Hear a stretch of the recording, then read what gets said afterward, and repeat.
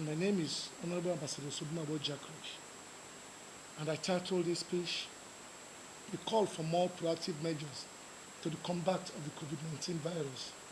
Current realities of unbelievable scourge of the dreaded coronavirus disease, otherwise known as COVID-19, which has swept across the globe, killing over 21,000 people worldwide, with nearly 460,000 reported cases of infected persons, and has led to a total shutdown of the world system and the most powerful economies the world over.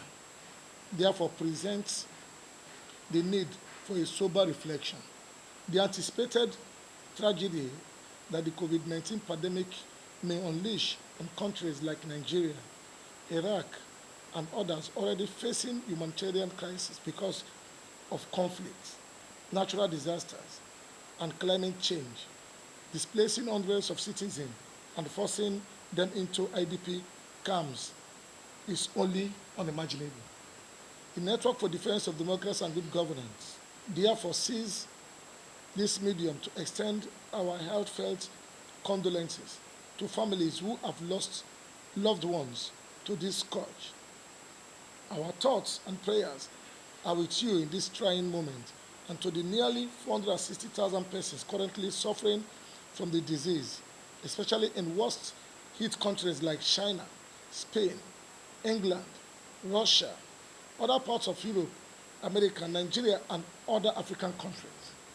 We commend the United Nations and its Secretary General, Antonio Guterres, for recently launching a $2 billion coordinated global humanitarian response plan to fight the COVID-19 in some of the world's most vulnerable countries, in a bid to protect millions of people and stop the virus from circling back around the globe.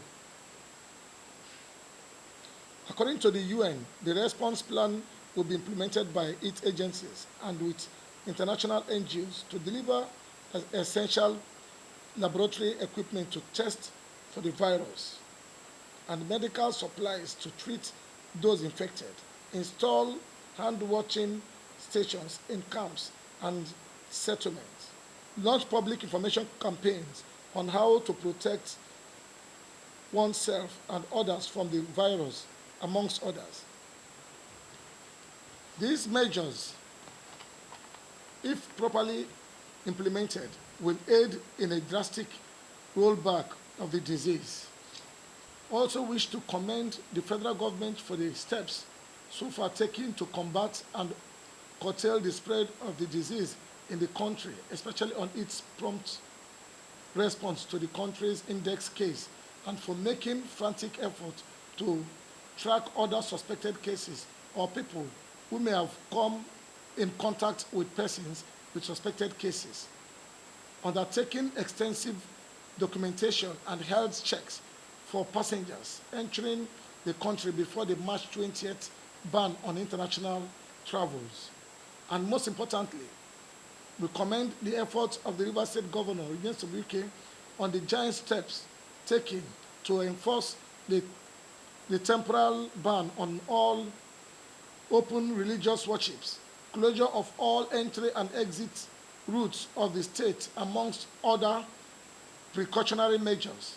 But defying all these proactive steps, the COVID-19 still found its way into the state with an index case of a 19-year-old female model.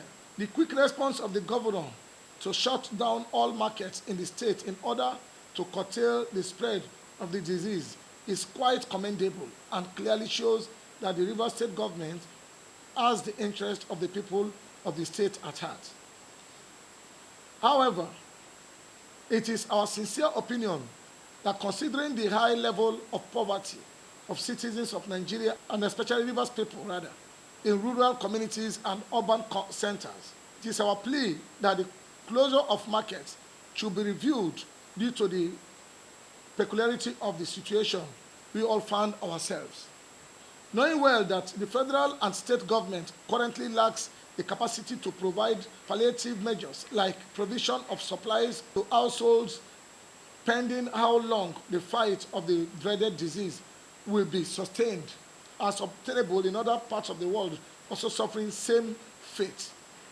Many homes depend on daily petty trading for survival, and if deprived of that opportunity, may rather die faster of starvation than even the COVID-19 we're running away from. The Rivers State government should rather, as a matter of urgency, rescind its decision to close the market and, in collaboration with the 23 local government chairmen, provide hand washing system, hand sanitizers, temperature testing equipment, freely distribute nose masks and hand gloves in all entrances and exits of the various markets. Then take a step further to deploy officers of the COVID-19 task force and the police to man the various market entrances and exits to ensure that everyone is subjected to undertake the various sanitary regulations before they are allowed in and out of the markets.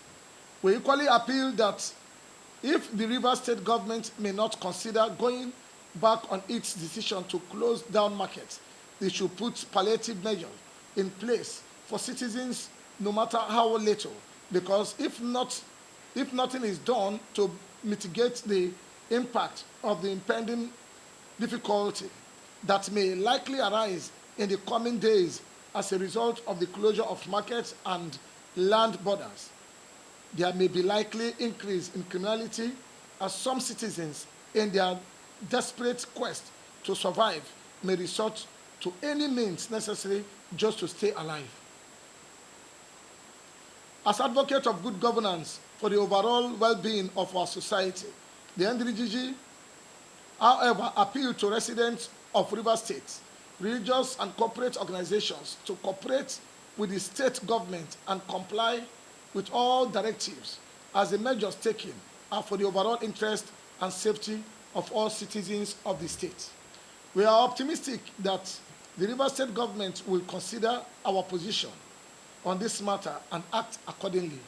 As watchdog instruments, we owe the Nigerian populace a duty to advocate for our collective well-being, commend the government at all levels where necessary, and also constructively criticize them where the need arises.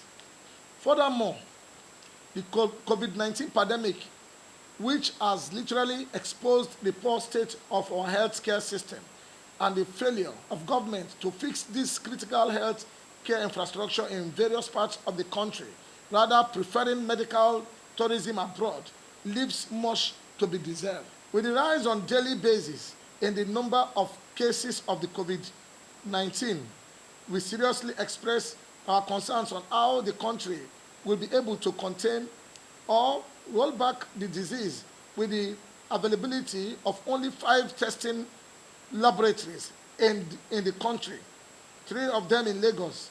The capacity to be able to manage the 81 current cases can only be achieved by the mercies of God. Furthermore, available data from the Nigerian Medical Association reveals that Nigeria has only 40,000 medical doctors available to cater for about 200 million Nigerians, as against the World Health Organization physician to patient ratio.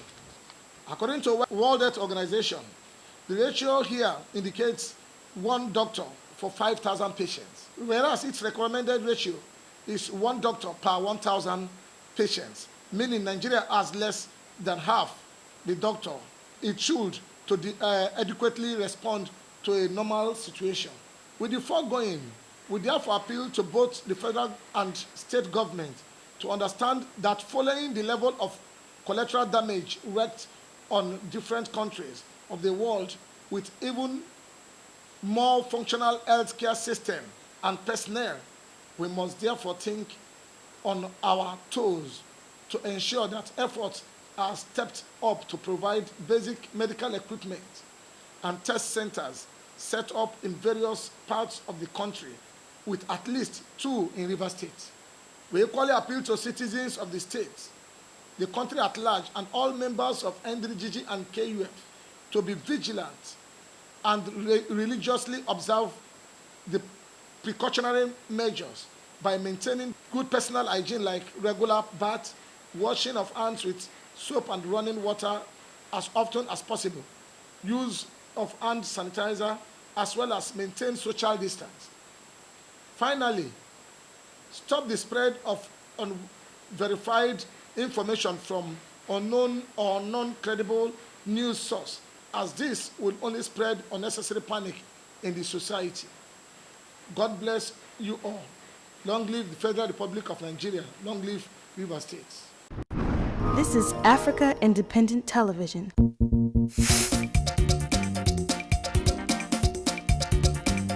Africa Independent Television.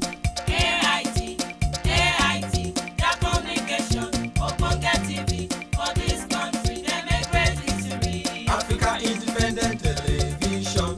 AIT, their communication, Ogbonge TV, for this country, they make great history. Mama, Papa, oh, AIT now we station. Sister, brother, oh, AIT now we station. Africa Independent Television. AIT, sharing the African experience.